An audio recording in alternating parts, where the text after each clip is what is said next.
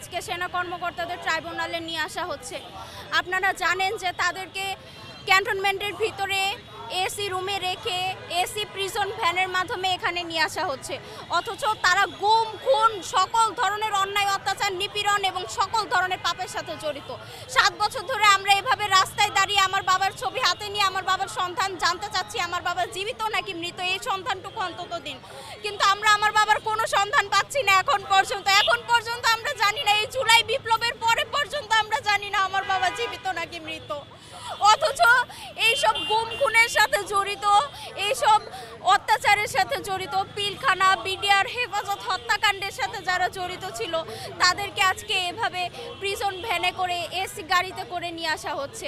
বিগত স্বৈরাচারী আমলে গত 16 বছর ধরে নির্দোষ মানুষরা কত অত্যাচার, কত অন্যায়, বৈষম্যের এবং শোষণের শিকার হয়েছে। তাদেরকে ডান্ডা বেরি পরিয়ে কোনো দোষ না থাকা সত্ত্বেও মিথ্যা জঙ্গি মামলা দিয়ে কষ্ট দেওয়া হয়েছে, নিপীড়ন করা হয়েছে। আমরা চাই গুম খুন সহ বাংলাদেশে গত 16 বছরে ফ্যাসিস্ট আমলে হওয়া প্রত্যেকটা অন্যায় অত্যাচার এবং শোষণের বিচার হোক, সুষ্ঠু তদন্ত হোক, সুবিচার হোক।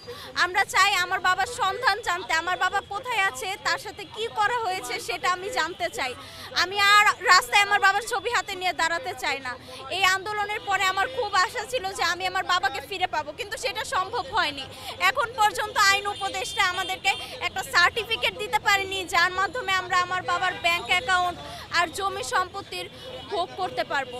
এখন পর্যন্ত আমরা মানসিকভাবে, শারীরিকভাবে, অর্থনৈতিকভাবে এবং সব দিক থেকে আমাদেরকে কলুষিত করে রাখা হয়েছে।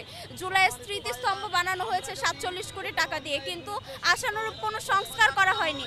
এখনও অনেক আহত পথ শিশুরা সাহায্য পায়নি, তাদের সুচিকিৎসা হয়নি, অথচ 47 কোটি টাকা বরাদ্দ রাখা হয়েছে স্মৃতিস্তম্ভ বানানোর জন্য।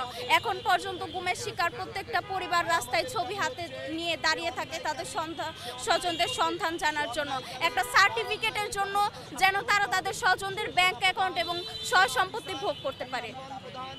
আমার একটাই দাবি, আমি এই গুমের সুবিচার চাই, সুষ্ঠু তদন্ত চাই। একজন অপরাধীও যেন এই আইনের থেকে রেহাই না পায়। এখন পর্যন্ত বড় বড় কর্মকর্তারা, বেনজিরের মতো রাঘব বোয়ালরা বিদেশে সেফ এক্সিটে চলে গিয়েছে। যারা গুম খুনের সাথে জড়িত তারা এখনও চাকরিতে বহাল আছে, অথচ আমরা এখন দিনের পর দিন, রাতের পর রাত আমার বাবার অপেক্ষায় থাকি, আমার বাবার জন্য কান্না করি। আর তারা মুক্ত আলো বাতাসে ঘুরে বেড়াচ্ছে, প্রমোশন পেয়ে যাচ্ছে, তাদের কোনো বিচার হয়নি। আমি চাই সুষ্ঠু বিচার হোক,